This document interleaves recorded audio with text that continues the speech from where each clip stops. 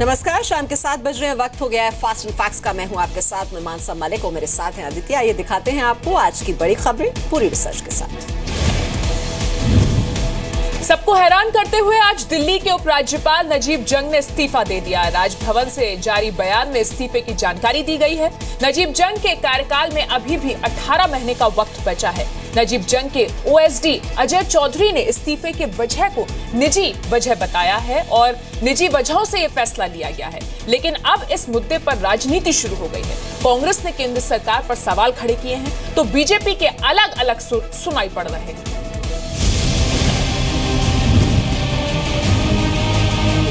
दिल्ली के उपराज्यपाल नजीब जंग ने आज अचानक इस्तीफा देकर सबको चौंका दिया। राजभवन की तरफ से जारी एक बयान में इस बात की जानकारी दी गई। नजीब जंग ने अपने कार्यकाल से 18 महीने पहले ही इस्तीफा दे दिया। उन्होंने 9 जुलाई 2013 को पद संभाला था। हालांकि अचानक लिए गए इस फैसले की वजह साफ नहीं है। अभी यह भी साफ नहीं है कि केंद्र सरकार ने उनके इस्तीफे को मंजूरी दे दी है या नहीं।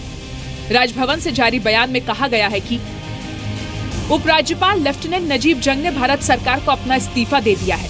उन्होंने दिल्ली के उपराज्यपाल के पद पर रहते हुए प्रधानमंत्री नरेंद्र मोदी से मिली मदद और सहयोग के लिए धन्यवाद दिया है। श्री जंग ने समर्थन और विश्वास जताने के लिए दिल्ली की जनता को भी धन्यवाद कहा है। उन्होंने दिल्ली के मुख्यमंत्री को भी बीते 2 साल के दौरान मिलकर काम करने के लिए धन्यवाद कहा है। राजभवन से जारी संदेश में कहा गया है कि नजीब जंग फिर से शिक्षा के क्षेत्र में लौट जाएंगे। He will go back to academics. He will spend holidays. He will spend time with his family. He is in touch with certain universities in US, and most probably he will take up some teaching assignment. Congress ने आरोप लगाया है कि जिस राज्य में भी BJP की सरकार नहीं होती, वहां राज्यपाल या उपराज्यपाल पर केंद्र सरकार दबाव बनाती है। हम लोग ये जानना चाहेंगे कि क्या डील केजरीवाल जी के और नरेंद्र मोदी जी के बीच में हुई है जिस वजह से नजीब जंग जी को यहां से जाना पड़ा।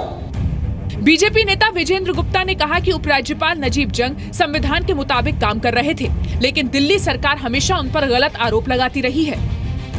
उन्होंने कोशिश की दिल्ली में अच्छे से काम करने की, कॉन्स्टिट्यूशन को सुरक्षित करने की। वाद विवाद हुए, आरोप प्रत्यारोप हुए, उन्होंने कभी अपना संयम नहीं खोया। जिस कार्य के लिए उनको नियुक्त किया गया था उस कार्य में रुचि उनकी कम रहती थी, तो इसलिए उनका जाना ही ठीक है। और काफ़ी दिन हो भी गया था और वो जहाँ भी गए हैं वहाँ भ्रष्टाचार ही हुआ है। आम आदमी पार्टी नजीब जंग पर केंद्र के इशारों पर काम करने का आरोप लगाती रही है। पिछले 2 साल में और उससे पहले 49 डेज के दौरान उनके साथ काम किया। बहुत अच्छा खट्टा मीठा कई तरह का उनके साथ अनुभव रहा है। कई चीज़ों पे हम उनसे झगड़े भी हैं, कई चीज़ों पे अंदर बैठ के खूब बहस भी हुई है, कई चीज़ों पे उन्होंने हमें आगे बढ़ने से रोका भी है। हालांकि दिल्ली के उप मुख्यमंत्री मनीष सिसोदिया ने कहा है कि तमाम खट्टे मीठे अनुभवों के बावजूद कह सकता हूं कि नजीब जंग साहब के साथ हमने मिलकर दिल्ली के लिए बहुत अच्छा काम किया। भविष्य के लिए शुभकामनाएं। हालांकि इससे पहले अरविंद केजरीवाल नजीब जंग की तुलना हिटलर से भी कर चुके हैं। हालांकि फिलहाल नजीब जंग के इस्तीफे की वजह साफ नहीं है, लेकिन ये तय है कि आने वाले दिनों में इस मुद्दे पर आम आदमी पार्टी और कांग्रेस एक बार फिर केंद्र सरकार को घेरने का कोई मौका नहीं छोड़ेंगे।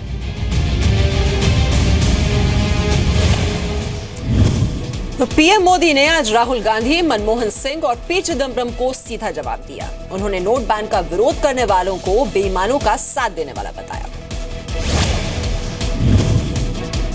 पीएम ने कहा कि राहुल गांधी जब तक बोलते नहीं थे तब तक पता नहीं चलता था कि पैकेट के अंदर क्या है। मनमोहन सिंह और चिदम्बरम को जवाब देते हुए पीएम ने कहा कि नोट बैन के खिलाफ देश में गरीबी और असाक्षरता का रोना रोने वाले अपना रिपोर्ट कार्ड दे रहे हैं। न बोलते तो बड़ा भूकंप आ जाता था और देश को इतना बड़ा भूकंप झेलना पड़ता कि ये देश 10 साल तक उभर नहीं सकता।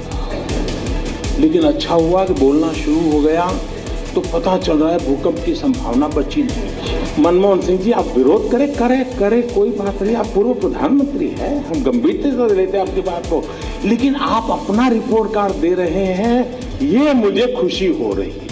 चिदम्बरम जी, 2014 में तो आप कहते थे कि हमने इतना विकास किया है, काशी में मोदी की जमानत जब्त होनी चाहिए। अब कहते हैं 50% गांव अंधेरे में डूबे पड़े हैं। इस पवित्र धरती के आशीर्वाद है कि इधर से हो उधर से हो, तुमसे सच निकलवा के ही रहेगा। आप मेरा जितना मजाक उड़ाना चाहते हो उड़ाओ, मगर आप देश के युवाओं का और मेरे सवाल का जवाब दो। पीएम मोदी ने कहा कि घुसपैठ के लिए जैसे पाकिस्तान आतंकियों को कवर फायर देता है, वैसे ही कवर फायर काले धन के समर्थक नोट बैन का विरोध करके कर रहे हैं। पीएम मोदी ने कहा कि नोटबंदी की स्कीम बनाते वक्त सोचा नहीं था कि कुछ लोग बेईमानों के साथ खड़े हो जाएंगे। पीएम मोदी ने कहा कि देश ईमानदारी के रास्ते पर चल रहा है और विरोधी अपना संतुलन खो रहे हैं। पीएम मोदी ने कहा कि 125 करोड़ देशवासी अपने स्वार्थ के लिए नहीं, देश के लिए लाइन में लगे हैं। पीएम मोदी बनारस हिंदू यूनिवर्सिटी में भाषण दे रहे थे। उन्होंने पंडित मदन मोहन मालवीय कैंसर सेंटर का शिलान्यास भी किया। यूपी के सीएम अखिलेश यादव ने आज वाराणसी में वरुणा कॉरिडोर का उद्घाटन किया। अखिलेश यादव ने लखनऊ से वाराणसी में वरुणा कॉरिडोर का उद्घाटन किया। वरुणा नदी की स्वच्छता और सौंदर्यीकरण का काम अखिलेश यादव ने इसी साल शुरू कराया था। वरुणा नदी के घाट का सौंदर्यीकरण कराया गया है। आसपास के होटल, रेस्टोरेंट व टैनरी से आने वाले गंदे पानी को यूपी सरकार ने रुकवा दिया। दीनापुर और गोईठाहा में यूपी सरकार ने सीवेज ट्रीटमेंट प्लांट तैयार किया है, जहाँ गंदे पानी को पाइपलाइन से भेजा जाएगा। आने वाले समय में जो लोग उदाहरण देते थे दुनिया के दूसरे हिस्सों का, कि हम नदी देख करके आए, उसका किनारा देख करके आए, ऐसा सुंदर, ऐसा अच्छा था। मैं समझता हूँ जिस समय गोमती का किनारा देखेंगे उस समय कहेंगे कि गोमती से अच्छा किनारा दुनिया में कहीं नहीं है। गंगा नदी से वरुणा नदी में पानी लाने के लिए ज्ञानपुर पंप कैनाल का इस्तेमाल किया गया है। वरुणा नदी के किनारे park, cycle zone, footpath, green belt तैयार किया गया है। वरुणा नदी में शास्त्री घाट से रामेश्वर तक नाव चलाई जाएगी। 10 किलोमीटर लंबे प्रोजेक्ट की लागत 201 करोड़ रुपए है। फिलहाल 500 मीटर को पायलट प्रोजेक्ट के तौर पर तैयार किया गया है।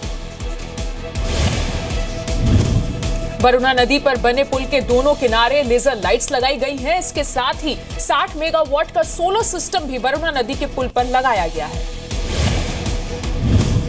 यूपी विधानसभा चुनावों से पहले मौजूदा अखिलेश सरकार ने बड़ा कदम उठाते हुए 17 पिछड़ी जातियों को एससी कैटेगरी में शामिल करने का फैसला किया है।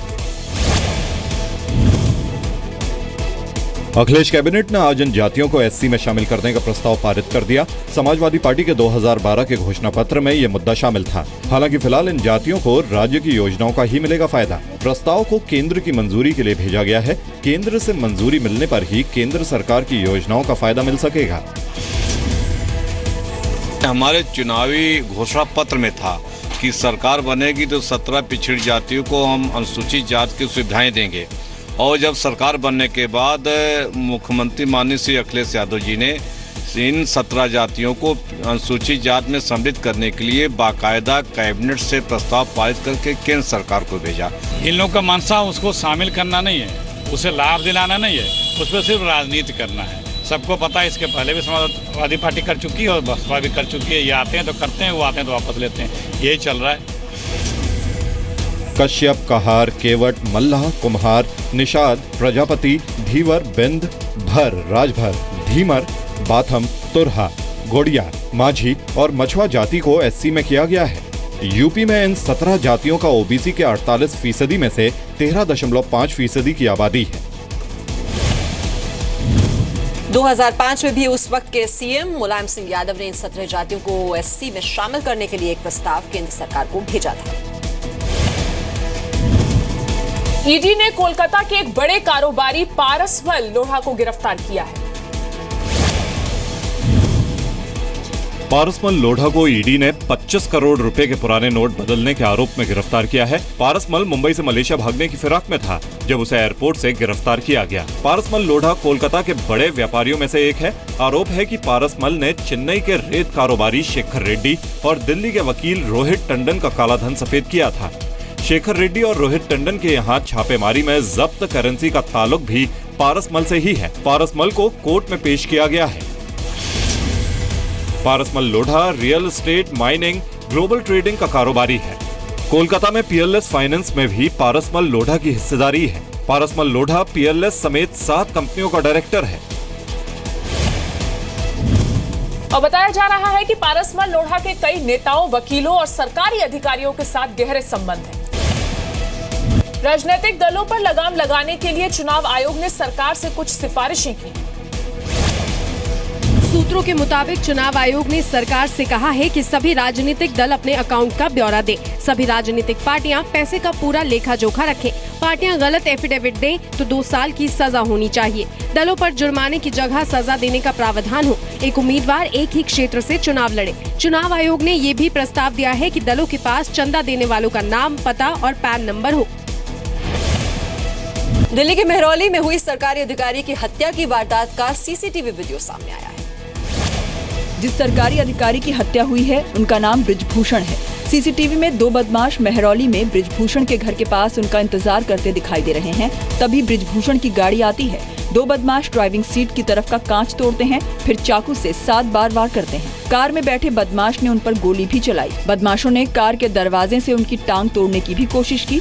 ब्रिजभूषण अंत तक बदमाशों से लड़ते रहे। चारों बदमाश ब्रिजभूषण को अधमरा कर फरार हो गए। ब्रिजभूषण घायल हालत में कार के पास जमीन पर बेहोश हो गए। उन्हें एक प्राइवेट अस्पताल में ले जाया गया, लेकिन काफी खून बहने से उनकी मौत हो गई।